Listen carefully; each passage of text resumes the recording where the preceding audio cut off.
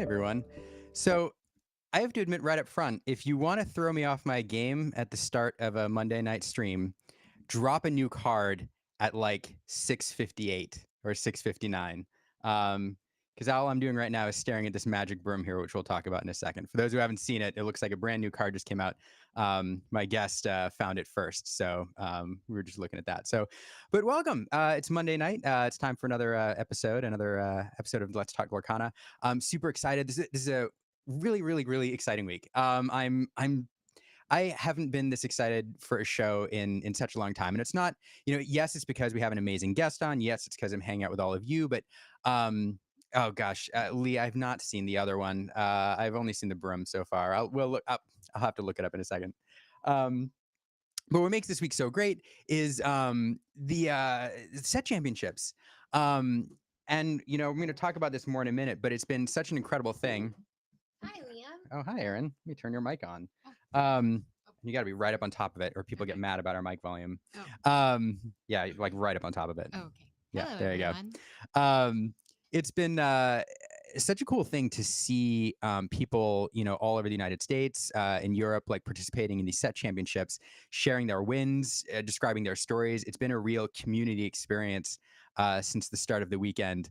To see people come together and I don't know, have this shared experience of set championships and winning stitches. So it's been pretty cool. Yeah, absolutely. We got to go. Well, you got to play in a set championship on Saturday, I think, Mm-hmm. while I was out of town.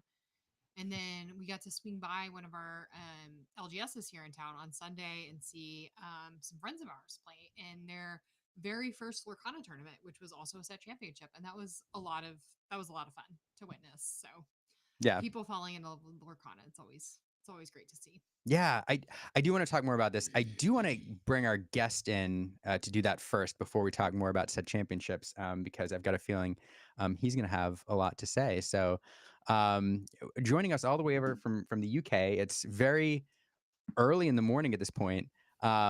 Is Baker, aka Lorcana Villain? Welcome back.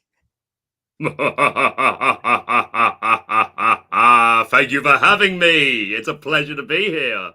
And hello, Erin. I'm glad that you were able to join Hi. us. I know, I am too. That was like the most epic villain laugh. It's pretty much all I'm known for, so I kind of have to get my things in. That's amazing. Yeah, that's awesome. But thank you so much for having me. It's a pleasure. Like any time I get to be a guest on the channel of the original Lorecast guests is an honor and a privilege. So thank you so much for having me. Oh, thanks. That means a lot. That means a lot. What a gosh. All right. Now I'm all. I was about to say, I think you're giving us way too much credit. But, not enough credit, but sorry, I didn't mean to make you blush. But yeah, No, I already said before, like, well done on that. That was fantastic. But it's great to be here. Don't worry about it being early in the morning. A villain does their best work at night, so hopefully we can create some magic. And hello, chat. How we doing? Best scheming done in the evenings. Always, I feel like yes, always. Plenty of people in the chat here. I'm so excited for the show. We're gonna talk about set championships. We may bring in another guest briefly. We are going to talk about decks that we see winning set championships and some off meta decks and some fun ones. We'll talk about your deck. And then at the end, we're going to do some fun villain trivia. Because you're known as the Lorcana Villain. You are the Lorcana Villain. We want to see how well you know Disney villains. And you'll be playing for somebody in the chat. So if you're here in the chat, let us know that you're here. And maybe ask some questions throughout. And we'll, it's going to be a fun hour. Exciting. I'm looking forward to it. I'm looking forward to it too. As I send our other guest a Discord link here. So I do want to start off. Let's just talk about set championships real quick. And we heard about them ages ago. We saw the stitches. We heard about the format. We heard about how the game stores are supposed to run them. And then this weekend we got to see them in action. And I guess I should start before we talk about what our impressions overall of them are. I want to ask you, Baker. Like, you participated in the first ever set championship. What was that like? Surreal for a lot of different reasons, because on one hand, like, just as a player, I'm like, okay, this is awesome. I'm competing in what you could call the first official sanctioned Ravensburg tournament. So on one hand, it's like, yes, I'm a player. I want to play in these events. I want to win that stitch. I want to win that mat. But then obviously the other side of it as a content creator is I'm here, like this is media only. I'm here as media. That's a very unique experience for me. I've never done anything like that in my life. I was very much still having imposter syndrome. So yeah, it was surreal on lots of different levels. Like just very, very, very thankful, very proud. Wanted to be worthy of it. And again, as someone that like makes their channel off of like trying to not just reporting on decks, but giving my insights. You know, you want to do well in tournaments to sort of legitimize your opinions to a degree. So yeah, for lots of different reasons, it was amazing. It was an honor. I know I'm very privileged to have done so. It was only 8 people there, which is a much smaller field than majority of people will work with. So I know that I was very lucky. It was my best odds to win a stitch. In my head, it was like, okay, this is my chance to win a stitch. Luckily, I then went to a public one a few days later and got another one. So that was a relief. But no, just to stick on that first one, yeah, it was an honor, it was a privilege. And yeah, it was amazing to get to do and meeting other content creators that are passionate about the game, get to meet some of the Ravensburg staff and talk to them, and you know, just honestly, like we got to a point where the judge running it, Ben, had to stop us because we were just talking about the game and how excited we were for this and that and the other. And it was like, okay, we need to start now or we're going to run out of time. So yeah, it was good vibes all around.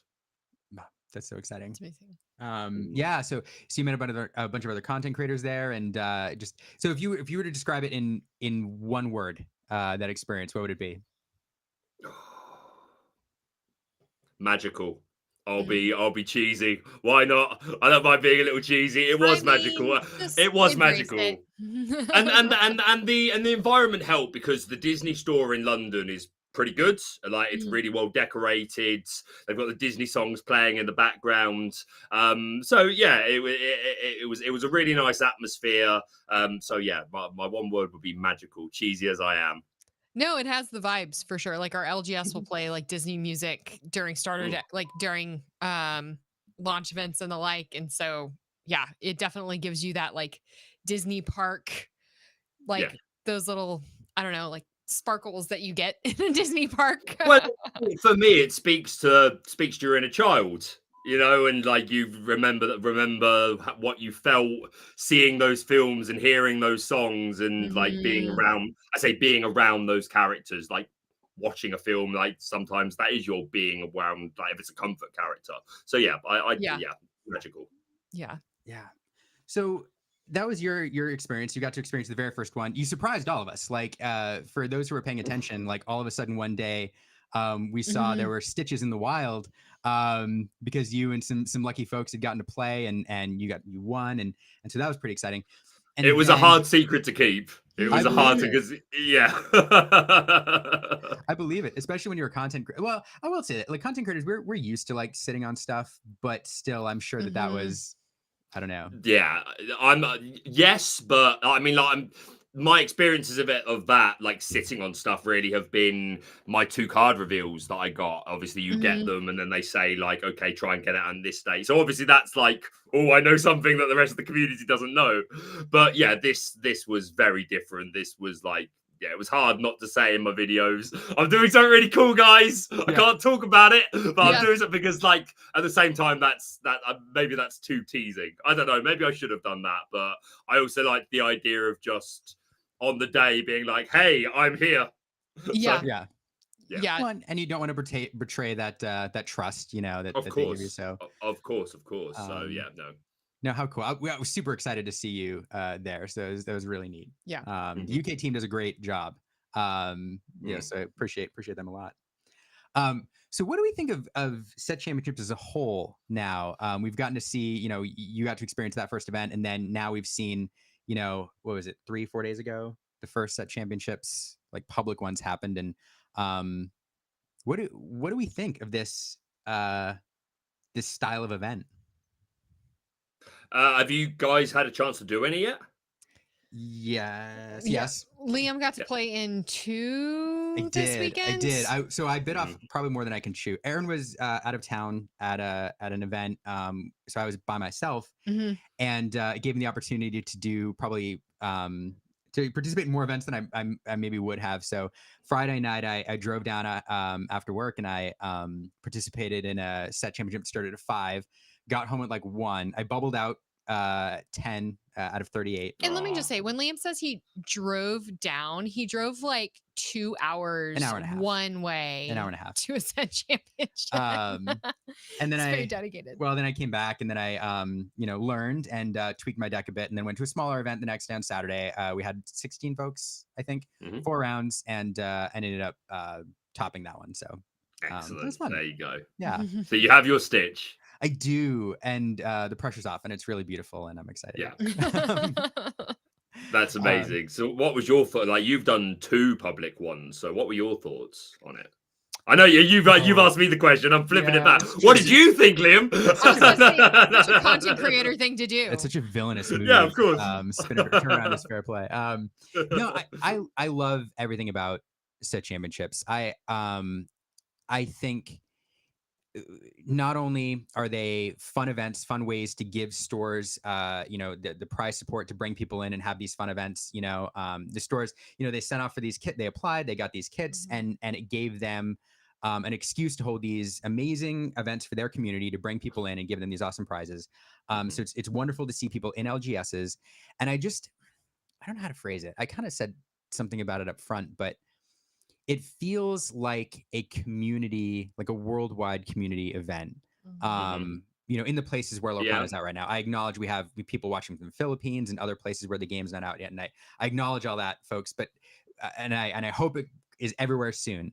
But for those places that have Lorcana right now, it really felt like it brought everybody together this weekend, as we all shared in each other's experiences, looked at each other's decks, asked questions, and I saw lots of people, entering their very first competitive events or playing in their very first Lorcana tournament. And overall, it just had this real like community vibe. I don't know that I felt anything like that since maybe Lorecast, and then before that, maybe Gen Con. So I don't know. I think that's a wonderful way of putting it, actually. Yeah, because again, there was I've just been busy, but like there was a point in my head I was like, I feel like I want to put a tweet out saying something on the lines of just, yo, Lorcana community, proud of you. Like the vibes were immaculate from what I saw anyway, across Twitter, YouTube, like social medias I follow. Vibes were immaculate. Everyone being like really happy. Like every post I'm seeing with someone posting their deck, their stitch, their playmat, whatever it was, I'm seeing all the likes, all the comments. I'm in a couple of Discords to do with Lorcana, and like people are posting their accomplishments, and everyone's taking the time to react to it or say something. And yeah, like the vibes were immaculate. And I think that's a really nice way of putting it. Like, maybe this is a weird comparison to make, but I'm drawing off of my own interests and experiences. Like, I'm a big wrestling fan, and at certain points of the year, like we get WrestleMania, it's WrestleMania season. Like the wrestling community sort of comes to, well, they argue a lot because fickle wrestling fans are fickle, but my point being, it's a big event, so that the community are all like the discourse is high, talking about it, and like people that are excited about certain matches and things going on. Like it's a very positive atmosphere. So yeah, I think as soon as you said that, I was like, yeah, it's kind of comparable, like obviously on a smaller scale. Lorcana's young, but give it time. But yeah, I see what you mean. Like everyone was excited about this going on, and excited to share results. And yeah, it was our first. Yeah, I think Lorecast, as you say, would have been one of the first ones that I experienced that felt like a big community event. But yeah, it did, and it's still ongoing, and that's great that we can have that from obviously extreme distances. And again, as you say, for certain parts of the world, it's not available yet. Hopefully, that changes sooner rather than later. But still, for what we had, it felt really positive. And yeah, I love the concept. As you say, it helps bring people into stores.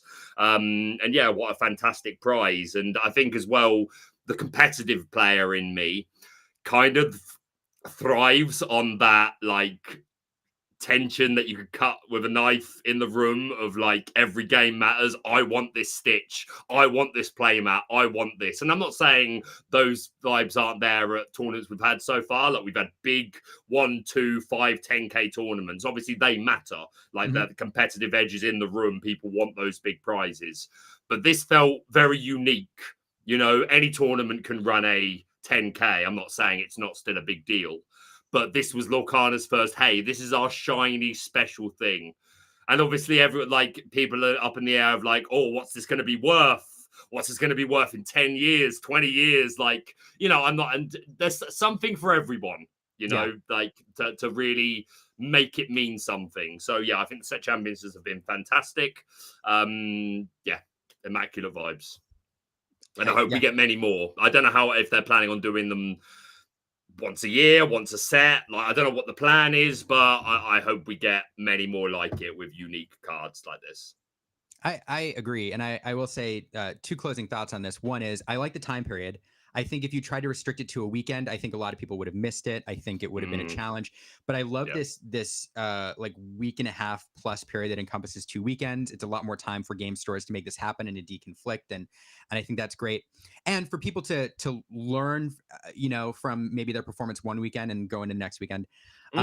And also just one more, you know, bit of appreciation for Ravensburger. Like things like this are not easy to organize, not only making the card and the production of the prizes, but then to the applications and mailing and all of that. That's a lot of work. So big appreciation. A lot of moving pieces going on. And then a lot more that we don't even know of behind the scenes in preparation for what's coming over the next 12, 24 months. So yeah. Yep.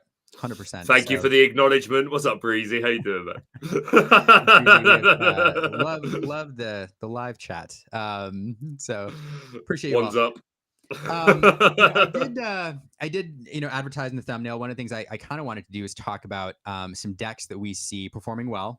And I do want to start with your deck, but before I do, the one thing I want to say is if there's one thing I think that we learned from looking at a lot of finishes over the last 3 or 4 days, it's that any deck can win a set championship, right? Like, agreed. No, agreed. We're gonna talk about a couple of interesting ones there tonight. Yeah, I pulled out. You know, you sent me a bunch. I pulled out. I thought that the spiciest ones are the most fun ones, but yeah.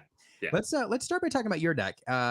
This is a Ruby Amethyst build. It has some differences than some others we've seen. But why? What is it about this list that you like? And do you have any tips for people? Okay, so I have been playing Ruby Amethyst. I'd say 95% of my Lorcana experience, I have played Ruby Amethyst.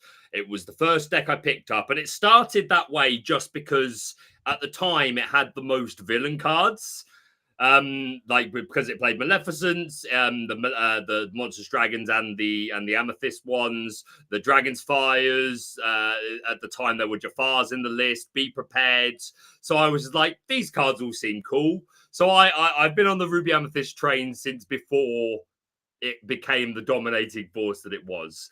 But even after that, it just really suited my play style. It's just the deck I enjoyed the most. And set one, I think it was probably the second best deck. I think really Steel Amber Songs was probably the best deck of set one. But I just there's a lot to be said for mastering one deck. Don't get me wrong. I always recommend on my channel that everyone should try and play all the decks to get a better idea of how they work, where they can go wrong, because that's going to give you a better time playing against something. If you know how it's piloted, you know what they're looking for, you know what they're worried about. So yeah, for sure. But yeah, Ruby Amethyst Control, then set two, I think was probably the dominating deck. And then in set three, I think this is the best meta we've had. Again, I know we've only had 3 formats, but I think it's a really healthy format. I think so many more decks have been given a chance to shine. You're seeing much more as someone that covers deck lists, that's 95% of my job these days. I see a lot of lists, and this is the healthiest it's been with the diversion of different inks. Loads more can do well. However, and this is my hot take that players that are better than me will disagree with, but I'm going to stand by my hot take. I think I see an awful lot of people desperately trying to justify why Ruby Amethyst isn't as good anymore. And I just think, I'm sorry, but any deck that can run Be Prepared and run Amethyst's package of drawing cards and goat shenanigans, that in itself just keeps this. Just keeps it so relevant, and I just think it's from my experience, it's the best overall deck into the meta. The problem with Ruby Amethyst is it doesn't have any auto wins. That's the issue that some people have with it. There's nothing that you immediately go, oh, well, I should easily win this as long as I don't misplay or really brick. But again, that means with Ruby, but there's nothing that it really doesn't want to see. I personally don't like playing against discard, but you can beat it. But I think Ruby Amethyst just still has such a good... it just plays really well into the meta. You're not going to have an easy day playing Ruby Amethyst. You've got to be on the ball all day. It's a thinker's deck.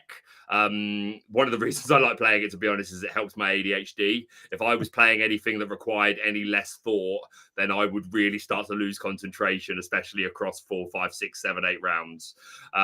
So yeah, that helps me. But I just think it's the best deck. And yeah, I would highly recommend anyone that wants to get better at the game.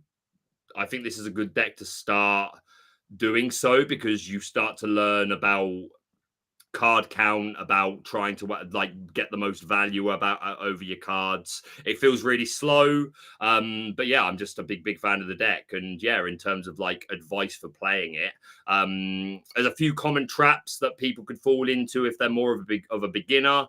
Be Prepared is one of the game's best cards. Try not to waste them. Sometimes it can be tempting to just play them on a 2-3 character field that you might just get overwhelmed and stressed and think, oh, I just want this to go away. But if you look through your options, this deck runs so many ways of dealing with the board in alternative ways. It's got a lot of rush. We've got Pinocchio here to help unsettle things. Obviously, we've got the ladies in red to help control the board. So don't waste your Be Prepared. Always try and get max value out of them, because that's what Lorcana is about at the end of the day. It's just a game of outvaluing your opponent in the long run. So Be Prepared is one of our best ways to do that. And it's the reason Ruby has been one of the dominating colors of all time. So yeah, watch out for Be Prepared. Your rabbits are really important. You will be tempted to play a rabbit and then, okay, well, I've drawn the card and I'm going to draw more cards when it's banished. So I'll just quest with it. But the best Ruby Amethyst players won't risk their rabbits needlessly, because they know how much value they can generate from bouncing them multiple times through snakes and foxes. So don't think of rabbits as just I'm going to put this down, draw a card, get a quest off, and then draw another card when it's banished. Always think of your rabbit as something that you want to recycle as the game goes on. Be aware of the maths that you can achieve through crab and foxes, and the sort of numbers that you can hit, especially if you're playing into decks that are playing locations. Always know how you're achieving. How am I hitting 7 against a Queen Castle? How am I hitting 9 against a McDuck Manor? These are important things. Know one of the big decisions is the 3-drop, because we're running Maleficent, Fox, Crab, and Mini.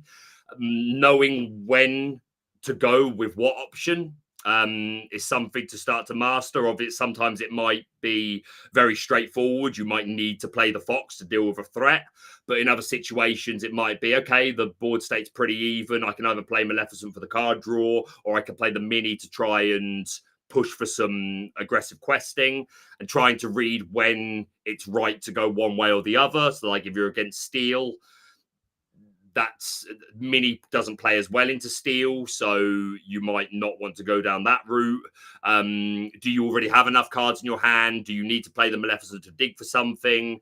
So yeah, just learning about how to get the most value out of your cards. And then the last point I will make, because I could talk about this all day, the Queen's Castles are some of the best cards in the game, one of the biggest additions to Lorcana.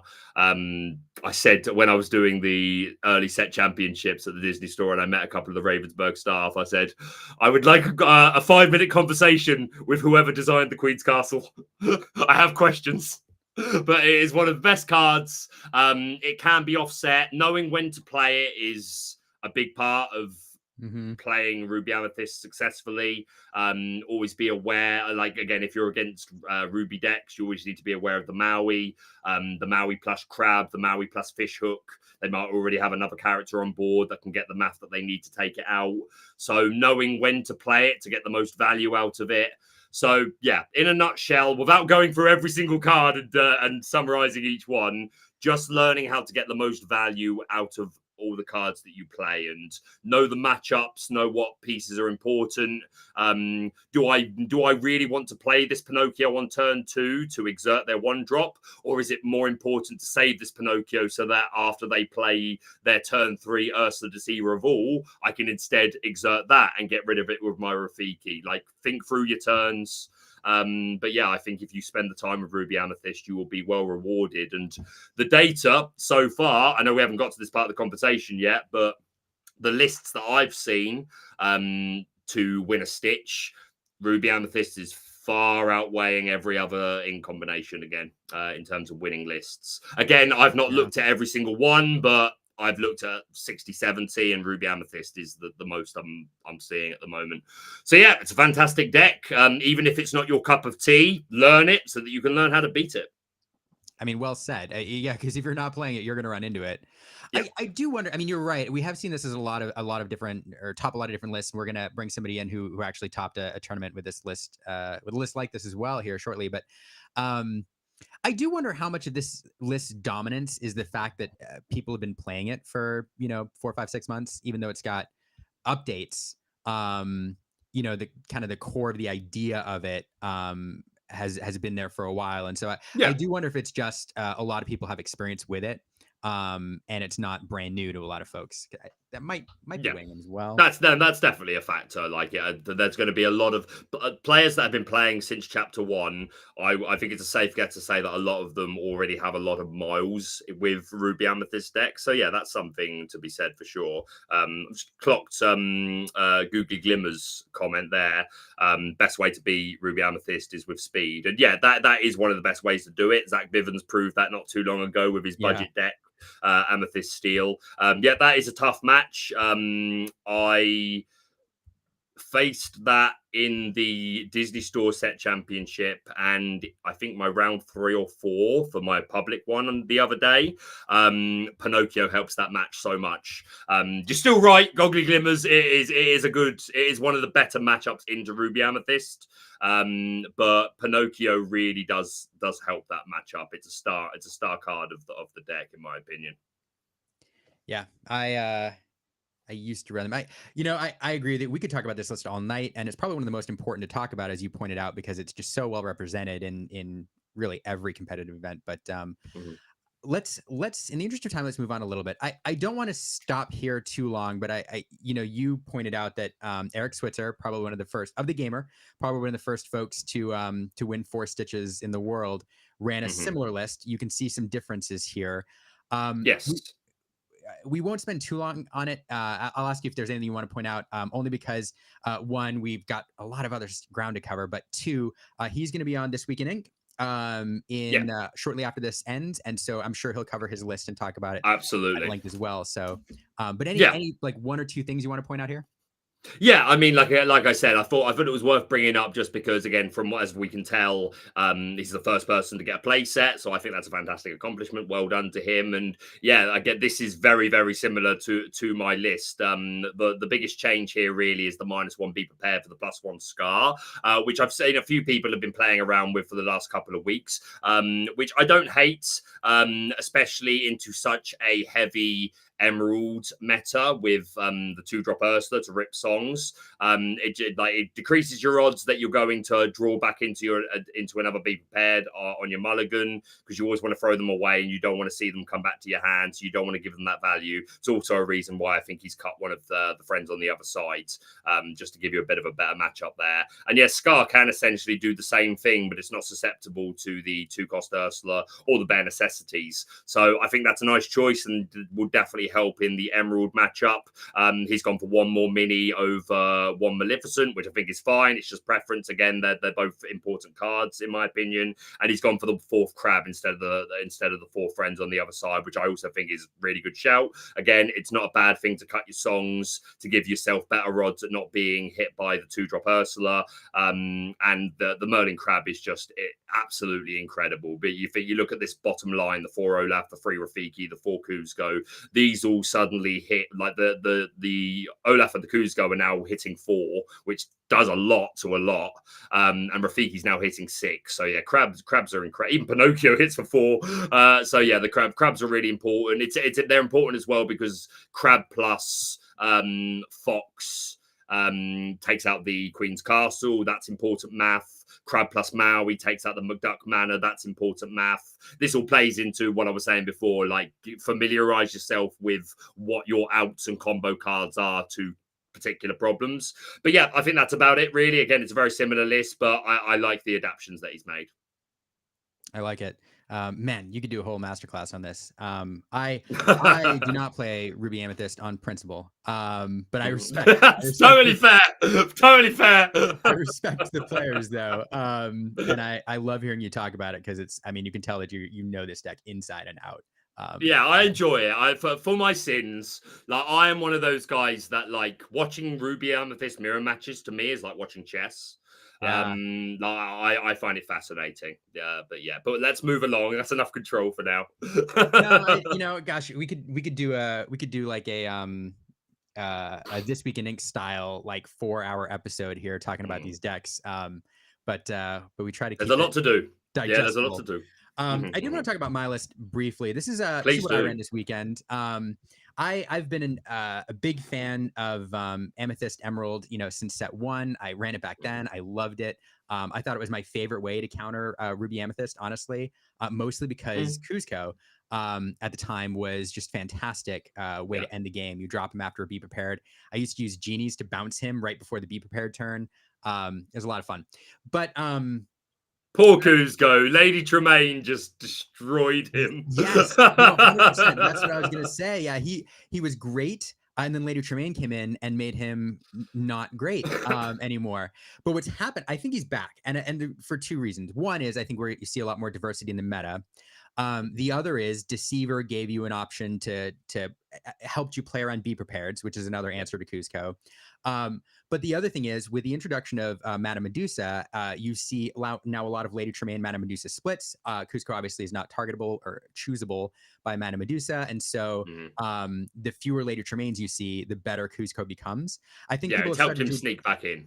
Yeah, I think more Tremaine's starting to come back in for a variety of reasons, but I do think Kuzco is a good plan now. The one thing I love about this list is people who and we saw it with the last 2 Ruby Amethyst lists, but people who go online and look at like for the best deck sometimes miss all of the nuanced changes you can make to a different list depending on what's going on in the meta or your local meta. I think this deck, Amethyst Emerald is great with Yzma's at the top end, depending on what you're trying to do. I think Genie is a viable card at the top end. I'm loving Kuzco's right now for a variety of reasons, and I'll talk a little bit about that in a second. There's also things you can do with, putting in, I've subbed in some befuddles because I was having a problem with aggro, and I took out actually Pinocchio and one of the Chernobog's minions, but you can go heavy on the minions. You can go heavy on the Rafikis. There's just a ton of different ways to modify this deck. You could do a bibbidi bobbidi boo combo, which gives you a little less control, but it also gives you some weird shenanigans. You can do goats and rabbits, or like, goat back in and out and getting lore. And so there's a bunch of different ways to run this deck, and you should modify it based on your play style and what you're seeing in your meta.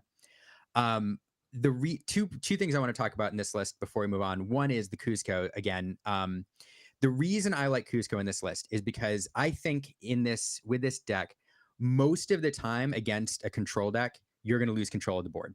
It's going to happen eventually, as well as you play. Sometimes you can do stuff to avoid it, but eventually Be Prepared is going to drop, or Scar, or Tamatoa engine's going to get running, and it's just going to become a challenge. And at that point in this deck, you run into this late phase of the game where you're trying to close out 5 or 6 lore, perhaps, and you need ways to do that. And the 2 ways, there's really 3 ways to do it. One is dropping a 2 lore character and hoping it survives, which happens. The next way is to wait for a goat or a goat bounce, and you're really at that point just cycling through with rabbits and friends and all that to try to get to your goats and then pulling some goat shenanigans. But I find that Kuzco is a fantastic way to scoop up 3 lore. And everybody points out, they're like, oh, Kuzco dies to Maui, or Scar, he's vulnerable to Scar and all that. And that's 100% true. But at the point that he's vulnerable to those characters, he's done his job. He's gotten you 3 lore. Yeah. And your opponent has to answer. So they have to pause whatever they're doing, deal with, your Kuzco, sometimes run 2 characters into it, and deal with it. Otherwise, you're going to get another 3 lore. So I just love it. The only other card I want to point out, I've had some people question why 3 Ursula. No, I think that's fine. Yeah, I think it's fine too. I think 4 feels awkward because, especially when you don't always need it. You don't always need it. It is such a powerful card, which is useful in it is your gain resource turn. Like, you can Mother Knows Best as like to be to balance the board, but if you're doing that, that means they had a board and you're like fighting back for control. It's not really a dominating position to be playing a Mother Knows Best. Often it can, but not really. Your most benefit is from your big friends on the other side. Draw 4 is of course strong, but when you there comes a point where you need to play the game, you need to challenge, you need to quest, all these things. So yeah, you don't always need it. So I think the 3 is fine. No, I think you're right. That Ex Lorcana, like Hal Brady in the chat, talks about a rule that he plays by, where if you want to see a card like exactly once per game, the general rule is put 3 in. And with Ursula, I'm generally happy to see 1 of her per game, because it feels really bad in the end game when I'm cycling for a goat or I need a character with lore and I draw her, because without a song to set up, you're spending 3 ink on a 1 lore character that is fine. So anyway, I could talk about this all day, but I'm not gonna. Have an answer. But no, looks good. Looks really good. Oh, thank you. There's a few meta choices in there that I think could just around, but player preference is important as well. You sent this list to me. This is a fun list. What are your thoughts on this? Yeah, so I put up a tweet. So I basically, normally I do all the groundwork myself to find lists and copy them over and get them all going. But I had so much going on. I just sent out a tweet saying, "Hey, does anyone want to make my life a lot easier? Just if you want a stitch, post your list. Let me know the store so I can verify it and all that, but just make my life easier." So I was looking through them all, and I saw this one by OK Ninja, and yeah, this is just brilliant. Now it's funny going to this right off the back of the list that you just showed, actually, because the list that you just showed a moment ago, the Amethyst Emerald one with Kuzco, I faced one of those the public set championship I did the day before yesterday at Dark Sphere in London. My top 8 game, I played against an EA player who was playing Kuzco. And you said about how there's different builds of it can do well based on preference. Well, this player was playing the Peddler and Robin Hoods and Madam Mim Purple Dragons to have your, because you were talking about sometimes you need that final quest for game, that 3 or 4 lore to close the gap. Yep. So they put down the Robin Hood, deal with me or I'm questing for 4. They get down the Madam Mim Purple Dragon, which hopefully was also then bouncing back a goat or a rabbit or something like that. But then they still go, deal with me or I'm questing for 4. Or they put down the Heg Peddler, which can quite conveniently threaten, deal with me or I'm probably discarding a 4 lore character and winning the game. So that was really interesting. They did really well to make it to top 8. And yeah, obviously this is combined with Ruby, but once again, seeing the Peddler, which I'm a big fan of. I don't think she's great, but I'm a big fan of seeing her. When Rise of the Floodboard came out, she was the first deck that I deck profiled because I think she was a lot of fun. I do think she's gotten a little bit better in set 3, but definitely still off meta. But did very well in the tournament I just said about the other day where I faced it in top 8. And then right here, we've got a second place Emerald Ruby deck, which is just all the aggro. We've got the cursed, we've got the 4/4 Flynn folk, who both quest for 2, really cheap, and make our opponent discard. We've got the Simba, who quests for 3, the Cheshire Cat for 2, which adds control. We've got the Ursula for a bit of song control to make sure they're not playing Be Prepared or Grab Your Swords, which is probably the biggest kryptonite to this deck. Wildcat to be a nice tech answer to the items. We've got minis who are questing big. Flynn Riders, who this player did actually say they would have played for Robin Hood instead of the 3 Flynn Rider, but they didn't have 4 Robin Hood. But Flynn Rider can do a similar job because it's got the 4 lore, so you can discard it with the Queen, or you can just shift onto one of your 6 Flynn that we're playing. We've got Ray here who quests for 3 and evasive if they haven't got an answer. Hans was a big deal in set 1, just a really quite respectively cheap 3 lore quester with 3/3 stat line is nothing to snob at. It takes out a lot. And we've got Maui for board control, and we've got LeFou to re-ready things, and even a 4 count of Mickey BLT there. So yeah, this is definitely off meta. It's not a deck that I would have expected to see. It's not a deck I expect we'll see regularly doing well, but as is proven here, it can be done. So if you want to take something fun or something a little more off the beaten path to your set championships, you could do it. You could absolutely do it. Have fun. And yeah, I mean, there's one of those decks too. You always imagine that moment where like you're sitting down from somebody and they play a card and you're like, okay, they're on this, and then they play another card and you're like, all right, and then they play a third card and you're like, I have no idea what this deck is doing. And it takes you a minute to adjust. So yeah, super fun. Yeah. All right. There's a couple more decks I want to look at, but first, for a few minutes, I want to pause and spend about 5-6 minutes talking to another tournament player who topped a couple events this weekend. I think this is Franz from Traverse Tavern, who has made a cloak of his champion mat. Hey guys. I feel like that's a villainous thing. Man's to do. got a duvet. It has been extremely difficult to keep this on my chest for the past 20 minutes. Well, you staged it perfectly. Franz, I wanted to invite you on for a few minutes just to talk about briefly your list, and then you've done very well. This past weekend, you actually coach players as well, so you're used to kind of guiding people into competition. And I was wondering if you had some advice after you talk about your list for a second for any players looking to compete in their first set championship. Yeah, absolutely. First, shout out to Brandon for the bucket hat tech. It carried me through playing against 3 Emerald Steel players in my second event on Sunday. I wanted to go home very much after that, even though I took everything home. But this is my list. It's essentially a pretty close approximation of both Villain and Eric's lists, with just a bit of extra tech added because I played 62 cards and I went more towards playing into Emerald and into Steel specifically with the Teeth Ambitions. Teeth Ambition, I think it came up a lot. I think I took out a ton of Robin Hoods this weekend. I took out a ton of Merfolks and Flynns, and even in my mirror match in the top 4 on Sunday, there was a point where my opponent took out a few of my cards, left 2 of his cards with enough damage on him. And I was able to use 2 Teeth Ambitions to clear my opponent's board, get above them on lore because they were playing Spellbook and I am not.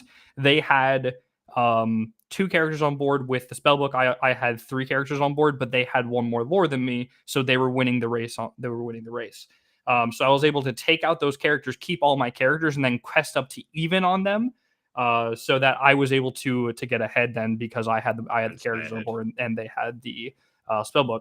I think it ran fantastic all weekend. There was a few times where it didn't feel great, but at that point, it was a top deck that I didn't want to see and immediately went into ink. So I felt pretty good with it. As a player, I can't go below 4 Be Prepared. I cannot go below 4 Friends on the other side. I cannot justify that to myself. I understand. While I can sit here and say I understand why you've done this, Yeah. I just would never feel good about it. And like, I do like the Scar, but I don't think I could ever go to 3 B prep, because I know No, when the absolutely game not. comes that when I need to dig for B prep, and it's that Scar that I swap the 4th B prep for, 100%. I'm just gonna tilt. Exactly. No. I can never go below. I can never go below 4. But the Scar was so useful in testing against Emerald specifically. I couldn't go into this event without playing it, and it felt fantastic all day. It was. I think it came down about 5 times in my 2 events, and every single time it took out at least 2. Most of the time, 3 characters or 2 characters and a location. Well, then it hits a location. As a Emerald Amethyst player, I dislike Scar very much, because you've learned to plan around Be Prepared. You learn to play around it. You learn to use Deceiver. I'm not used to playing around Scar, and I also have to say I hate Teeth and Ambitions, because there's nothing sadder than losing a Flynn Rider to a Teeth and Ambitions. And a lot of people will say, like, hey, challenging into Flynn, challenging into Merfolk, it's already discarding a card, so using Teeth and Ambitions is the same thing. I would argue it's not, because I can take out something that hasn't quested yet. I can take out something that has been played on your turn, and I have essentially wasted your turn without giving you any lore. And especially in the Emerald Amethyst decks that are really focused on tempo, that's a huge tempo loss for them already. And against Emerald Steel, super huge to take out the early shifters, as well as the early questers to try to discard you more cards. I would say the other really important card it's just Pinocchio, man. Pinocchio MVP. Overperformed every single time it was played. I think in the majority of game 2s and game 3s, I was considering throwing 5 back so I could find Pinocchio, and oftentimes I found it.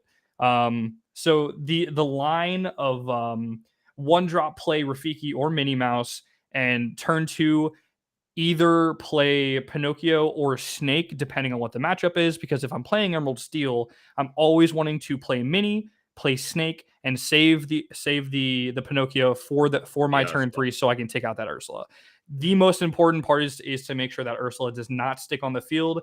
I played against Emerald Steel in Swiss 4 times. I lost to it 1 time, and that's because both games he opened Ursula, Double Storm, 3 Strength of the Raging Fire, and 2 Sudden Chill.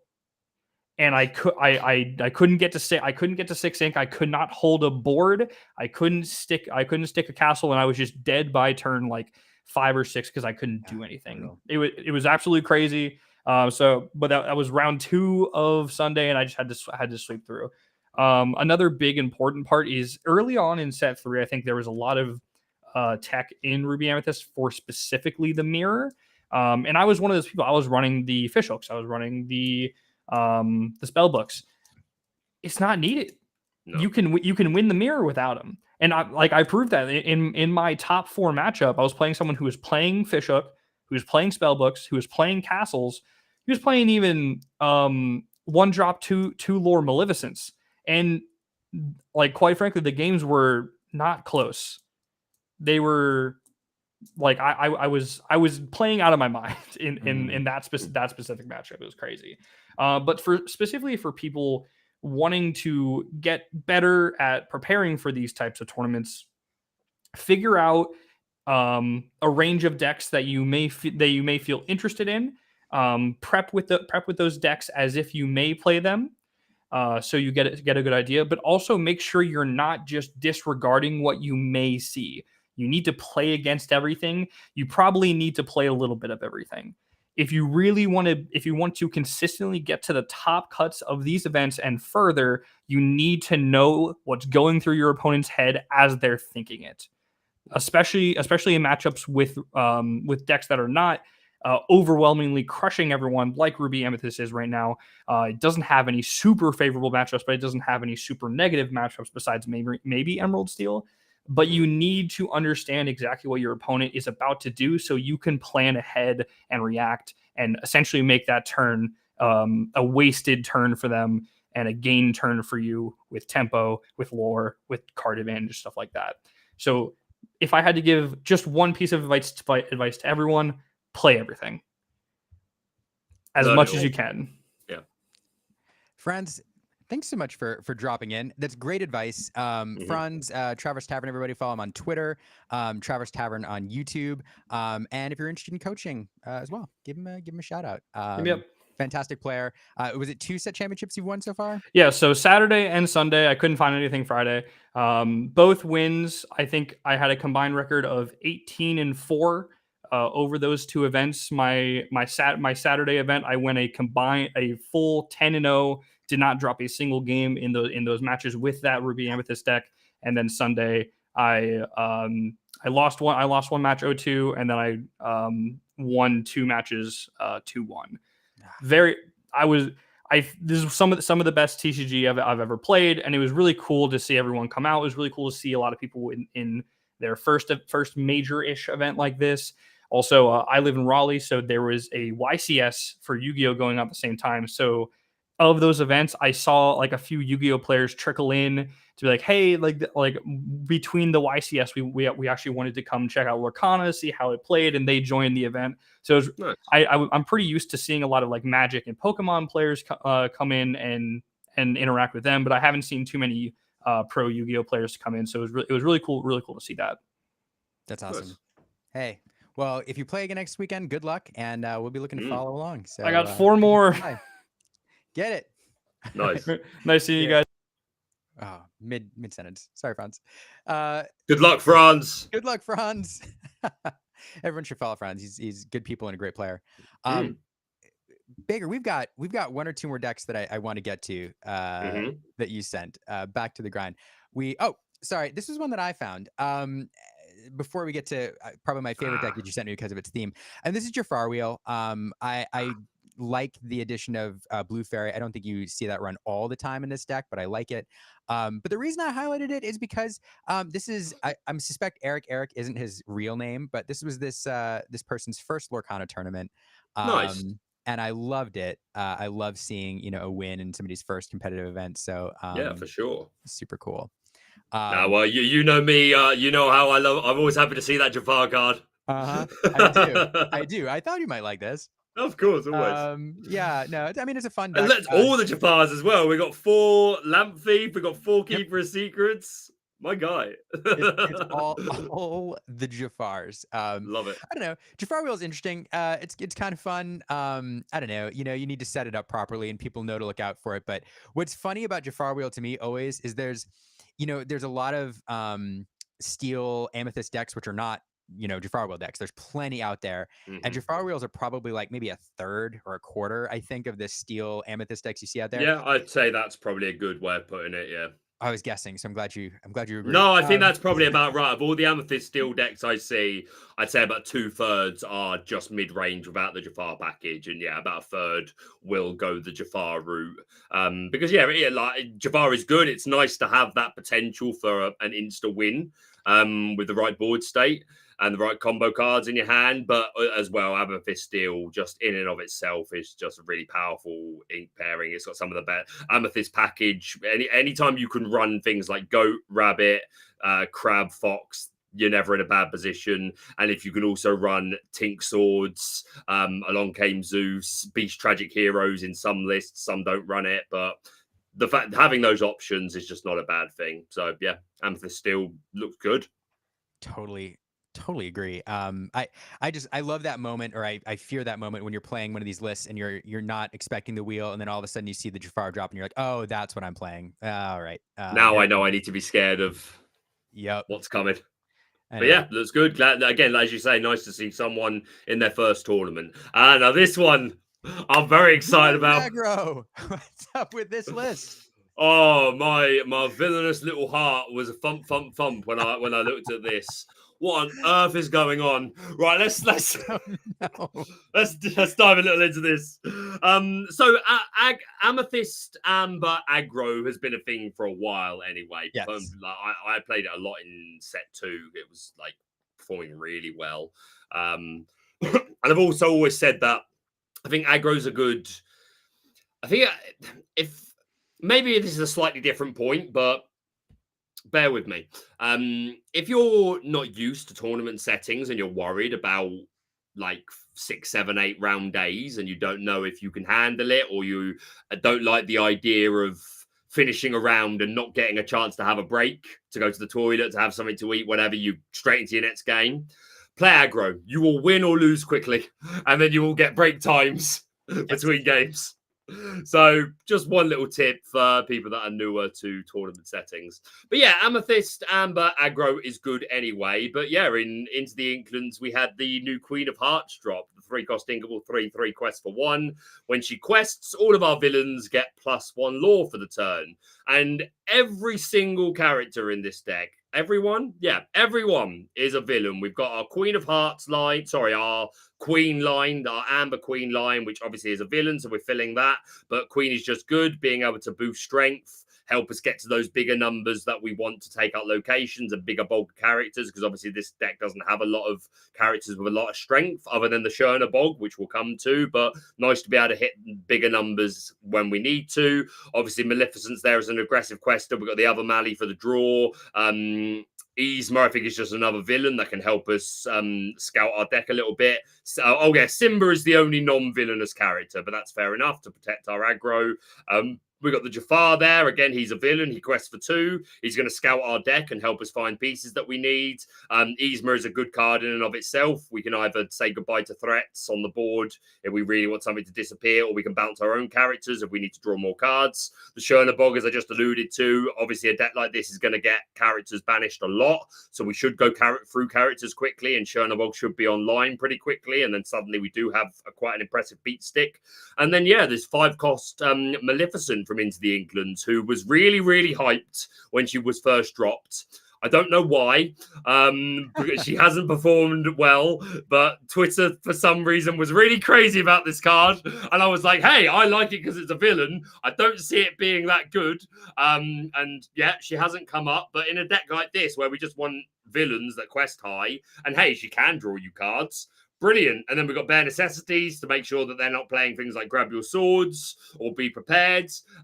Zero to hero is interesting. That's probably a change I would make instinctively. I haven't tested this at all. It's not on theme, right? It's not on theme. You can't have it in there. No, get it out of there. Yeah, we're no heroes. Get out of there with Yeah. that. But yeah, love it. And yeah, this deck won a stitch. The irony of Zero to Hero in the villains deck. Exactly. Yeah. So yeah, I love everything about this. I don't know how consistent it would be, but it won a stitch. So on this day, it was consistent enough. So again, if you want to take something a bit off meta to your set championship, it can be done. Get you your stitch. Yeah, big fan of this. And then send it to us, and we'll both talk about it. Of course. Zero to Nero, says B squared. Zero to hero, just like sorry, if I start singing, somebody earlier, and I have to find it, did ask whether you sang in any of your set championships. Funny enough, my round 3 opponent was a viewer. Who, whenever I played a song, they were like, God, sing it. God, sing it. So a couple of times, because the vibes were good, I did when I played, I would sing I got friends on the other side. But yeah, hey, I'll make you a promise, if I ever compete in a DLC, if the first time I play Be Prepared, I will sing it at the top of my lungs and annoy the entire room. It's a deal. Don't make promises you can't keep. Yabrizi has also told me in chat this week he owes me a kiss on the forehead for playing Kuzco. So I remember. Yeah. So now I said this. I was speaking to Breezy after the Disney Store Set Championship, because my last game of the day, the last turn to get me the crown, was Kuzco questing for game. The purple one, not the green one, but still, Kuzco quest for game. Green one's good. I love it. I do love it. Here. So here's the last one you sent me. Yes. To talk about. And we talked about that there are lots of lists that are not the Jafar wheel. This is not the Jafar wheel. No. What do you think about this? Yeah, love it. Amethyst still, like I said, really well positioned. We get to run that Amethyst package. Like just running goat, rabbit, crab, fox in itself does so much of your Yep. work for you. So if you have access to that, then brilliant. Queen's Castle is brilliant. We're also running the Blue Fairy here because we've got a really nice package of Floodborns. To be fair, not a lot, but enough. We've got the 4 Robin Hood, who's been one of the star cards of Into the Inklands, just such a diverse card, and can sing our songs cheap.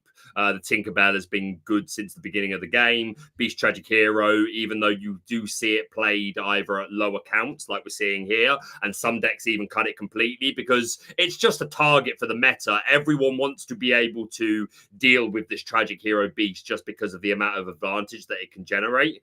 So some people have cut them, but a lot of people are saying, you know what? If I'm going to make them have it, and if they don't have the answer to this beast, then it's going to generate a lot of advantage for me. So yeah, we've got a nice package here that we're going to draw more cards off of Blue Fairy. Hook's a nice turn 1 check. We get to run the Bengers so that we can be a little safer into things like Fishbone Quill, which is really going to help the Sapphire Steel and the Sapphire Ruby decks. Obviously, if the people are playing those spell books, those flutes, then it's nice to know that you've got an answer to that. Fire the Cannons is really good. We're also seeing some people instead play the Baboom, which is the same thing, but inkable and 1 more expensive. But just being able to, in the early game, do this two damage can really offset a lot of decks. Taking out the Blue Fairy, opposing, Blue Fairies on the opponent's side, Robin Hoods, Amber Queens, the aggro decks. So yeah, this deck looks fantastic. Yeah, I love it. Man, you nailed it. I will say the biggest takeaway, that's all the decks that we brought that I prepared to talk about. But the big takeaway from this, I think, as we said in the beginning, is if you're going to a set championship at your local store, there are so many options available to you because we talked about, I think, 6 or 7 decks here, and I think only like. And we haven't even looked at at Steel Amber Songs. Yep. We haven't looked at Sapphire Steel. Yep. We haven't even looked at Ruby Sapphire, which Sapphire, I think all the is rage right now. That's the second. Again, I said earlier that I'm seeing more Ruby Amethyst Stitch winning decks than anything else. Second place is easily Ruby Sapphire, and highly scouted among, I think, a lot of the top players as being one of the top decks for set championships. And I think the reason why you're not seeing as much Sapphire Steel or Steel Amber Songs as you might have thought that you would see, because there's just been so much hype around Red Blue, and Red Blue has really good games into Steel Amber and Steel Sapphire. So really well positioned. That's honestly, it's one of the reasons that I like Amethyst Emerald right now, is because I love the matchup into Ruby Sapphire. So it's one of the reasons I really enjoy it. All right, we are going to run just a little bit long. We will not run into this week in ink. I promise. I've done that before and I was scolded. So we are gonna keep that short. But I did promise a trivia contest. You did. You promised a quiz for me to embarrass myself. Quiz. Let's do it. So for those just tuning in who missed the beginning, Baker is known as the Lorcana Villain, and we wanted to know how much he knows about Disney villains. So we're going to give him 10 questions. These are going to be quotes, Baker, from Disney villains. Okay. Some are easy, some are hard. I will say, to get credit, you have to know the character name. You can't say that person from that movie. Okay. You have to give me the name. And I'm gonna pick as the show is going on. I was paying attention to people and picking somebody from the chat for you to play for. And so you're gonna be playing for Dr. Triceratops, who asked a question early on that we didn't get to, and I felt bad about it. And I appreciated it. So Dr. Triceratops in the chat, if you're interested, Baker's playing for you. And if Baker wins the quiz, then you'll get one of our channel playmats. We'll mail it off to you. Wow. Just talk to us after the show. We no owe you one pressure. too, Baker, but we're already going to send you one at some point. Bless you. Yeah, you need it. All right, so let me find my quotes here. I'm scared I'm going to embarrass myself here, but we'll do our best. Some are easier, some are harder, but you need 7 out of 10 right. I won't say you can't look at the chat for help. Chat, feel free to play along. I won't say you can't look at the chat for help. It's all up to how you'll know if I'm looking at chat, because I have 2 monitors. If I'm looking this way, then I'm looking at chat. All right. Ready. Question 1. Did you know there was a Razorback in my truck? Oh, what? Straight away, it's not obvious. I'll tell you that much. The panic is setting in. Did you know there was a Razorback in my... Oh! This is Rescuers Down Under. This is Rescuers Down Under. But what's his name? I'm immediately going to do the thing that you said I can't do. That's okay. Because he says it. He says it to his salamander. It's that guy. Joanna, did you know there was a Razorback in my truck? I watched this like 2 or 3 weeks ago. Oh, mate, what is his name? The hunter with the eagle feather and everything. Yep. Because I remember when they revealed Lyle Tiberius Rourke, I mistook him for him because they look so similar. They do, actually. Oh, nobody in the chat is helping you. Man, this is rough. And I just, my eyes went there as well. I was like, they will post anything. What's his name? And the next line, there's a Razorback in my truck. Yeah, I remember it. It's such a good film. Can I pass and come back to it? Yeah, we'll pass. All right. Jonty's giving you clues. All right, the cards. Dr. Facilier. Oh, man, it was quick. I feel like they're all going to be like that. Perhaps. Rattigan. My dear Bartholomew, I'm afraid you've gone and upset me. Sorry, I will let you finish the quotes, even if I know them. I'll wait for you to say it. These are the soft. I knew you would. I knew this one would be close to your heart. So. Oh, my dear Bartholomew, I'm afraid you've gone and upset me. You know what happens when someone upsets me. Ding-a-ding-a-ding. Perfect. Okay, almost a bonus 2 point. Almost a bonus point for that. That's good delivery. Okay. Now, first of all, if you don't mind, I'll make the rules. Interesting. Is this Queen of Hearts? It is not. Okay. I will give you a clue. You've talked about this villain many times this evening. I mean, we've spoken about a lot of villains. It's not Jafar. I'm almost certain it's not Jafar. I don't think it's Maleficent. I don't think I can remember her saying this. But she's the only one I feel like I've talked about quite a lot tonight. So even though I don't recognize it, I'm going to take an educated guess that it's Maleficent. No. Okay. No. We failed that one. That's okay. Now, tell me. I have to know. You want to know? Of course, I have to. So John did give you a good hint. He said one of the rules says that she can be lots of animals. Oh, it's Madam Mim. No disappearing. Fair enough. Yeah. Actually, now that you've said that, I've just heard her say it in my head the way she says it in the film. Yeah. Now, okay. First of all, if you don't mind, I'll make the rules. Yeah. Okay, fair. I'll take the L on that one. All right, fair enough. All right. No, it's okay. So you've got one miss and one pass. The world is cruel. The world is wicked.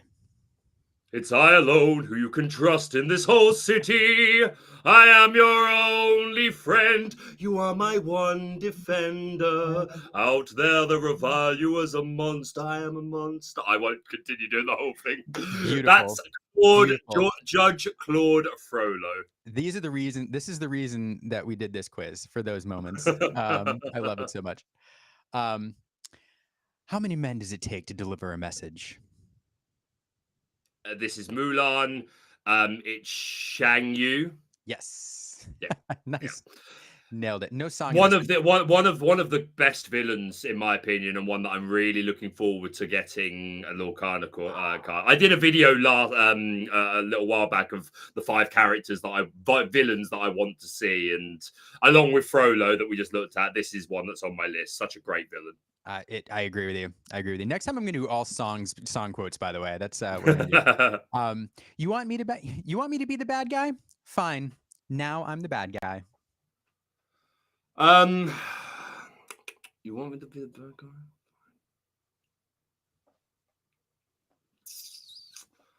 Oh, it's ringing a bell. I'm trying to place it. No, I'm the bad guy. I'm going to need a clue of some description for this one. I've not looked at chat yet. She is a Lorcana card.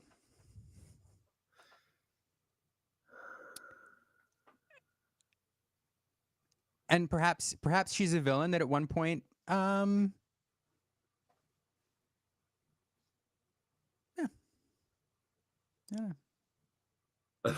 She works well. She's made specifically to work well with another, to partner well with another card in the game. Very thematic. Oh, I'm going to be really annoyed at myself for not getting this one as soon as I hear this one.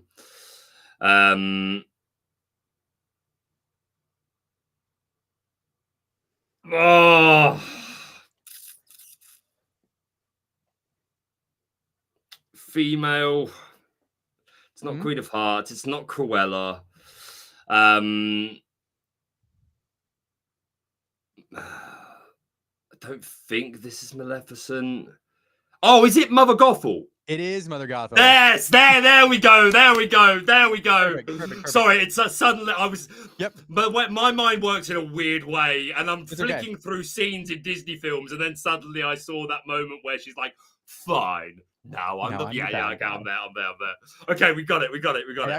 I actually made these go like easiest to hardest, so they're getting harder as they go. Yeah. So the Razorback was that. All right. Here you go. A butler's life is not an easy one. What's his name from the Aristocats? Mm-hmm. We've got a card of him. His strength changes based on damage. Lawrence? Nope.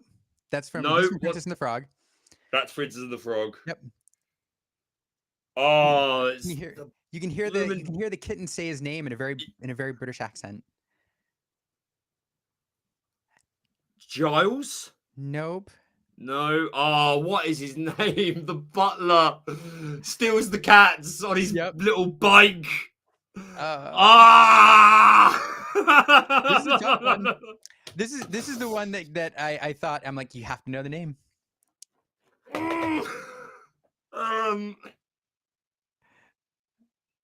How many syllables is the name? 2. Oh, the butler did it. The butler did it. Is he not a Lorcana card yet? Okay, Nope. I was mixing him up with the other one then. I'm gonna take the L on this one. I'm afraid that's gonna be my second L. Do you want to come back to it, or do you want to know? God, just tell me. I don't think I'm gonna get this one. Edgar.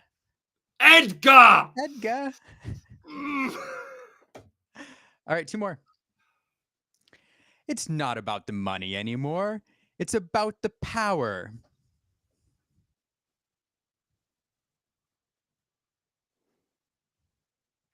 You mentioned him earlier.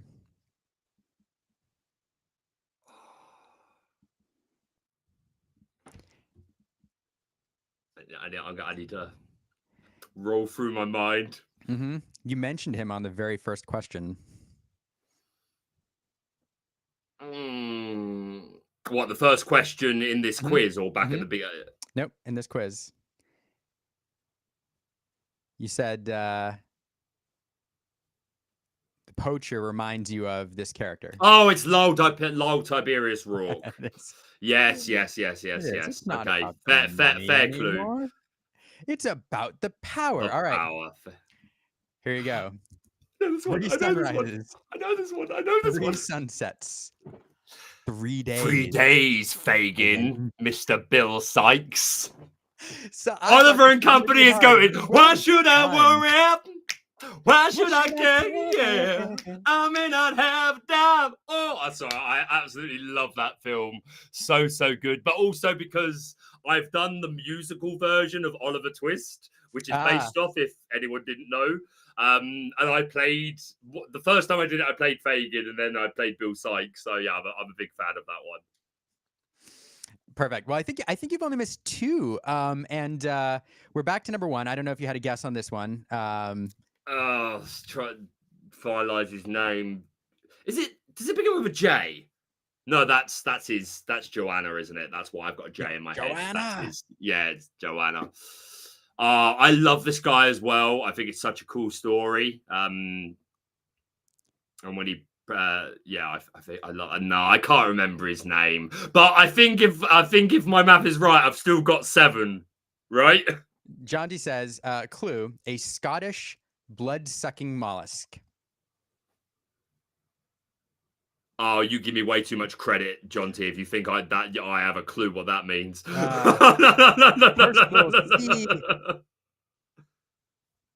McLeach. I would never have got that. That's all right. I would never have got that. That's all But right. 7 out of 10, right? 7 out of 10. You did it. You 7 out of 10. Okay, good. And there were some hard Excellent. ones, and you got some hard ones. I really thought Sykes was going to throw you, and it did not. No, I know that one. So, very, very well done. Next time, No, they're gonna you be did all a good fun job. words. Not do it like you picked pretty like you didn't do many of the traditional ones. So yeah, nice choices. I'm happy with that. I appreciate that. I thought you did very, very well. To be honest, there's several of these which I would have done the same thing. I'm like, that's the butler. Yeah. But yeah, Questing for Lore loved that clue. Anyway, I loved it. All right. Well, fun. Hey, thanks so much for being here, Baker. This was a treat. I know it's late or early there. Aaron, for those watching, Aaron, comes and goes.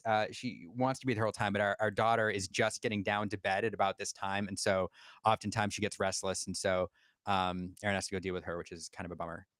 But anyway, Baker, thanks for joining us. For those, we're going to talk about how they can follow you here in just a second. But before I do that, I want to say, for anybody watching, if you're here for the first time, thanks for watching, and go ahead and if you don't mind, follow us on Instagram. If you're watching on Twitter or Instagram, if you're watching us on Twitter, go ahead and head over to the YouTube channel, hit subscribe. We do these streams every Monday night. I have guests on all the time. And we also do the occasional YouTube video, and it's a lot of fun. We're all about building community, so we appreciate all of your support. Next week, we're going to have on some winners, some first-time winners, Lorcana tournament winners, to talk about their decks, their builds. We've got some great guests lined up, and we're pretty excited. So it's going to be similar to this, but you're going to hear directly from people who piloted decks to victory, including some people you might not expect. So I'm pretty excited about that. Awesome. And with that, Baker, how can people follow you and what you're doing? On Twitter, you can find me at Lorcana Villain. That's mostly me just being involved with the community more than anything else. But I have a YouTube channel called Lorcana Villain. My main sort of niche is covering top cut deck lists. I've done that since the beginning of the game. I don't obviously get to cover every single event that happens ever, but most big events I cover. We go over all the decks. I try to be beginner friendly, especially more so at the beginning of a new format when we've got new cards that have just been revealed. I try and make my first few videos of a new season very beginner friendly and go back to the basics and explain what all the previous cards are and what their purpose is. And then as the season develops, we break it down. We'll break it down a little bit more simply and just cover the decks and talk about the distinctions between different, like you could have 2 Ruby Amethyst lists, and why is this playing this and why is this playing this. And so yeah, we do a lot of meta coverage. I do deck profiles of my own, and yeah, I've had a couple of good opportunities to work with Ravensburg with some cool things, like I did the set championship, and there's a video where I talked all about that, and I've got some footage of the store, and there might be some more interesting secret projects coming to the channel in the future. You're maybe first. I don't know. So if you're not subscribed and following Baker, you're missing out. So definitely go check out his channel. You won't regret it. The songs are just a taste of the joy you'll get from following Lorcana Villain. So bless you. Baker, thanks again. Everybody else, make sure you go watch This Week in Ink here starting in about 10 minutes. I did finish early. And until next time, sign off catchphrase.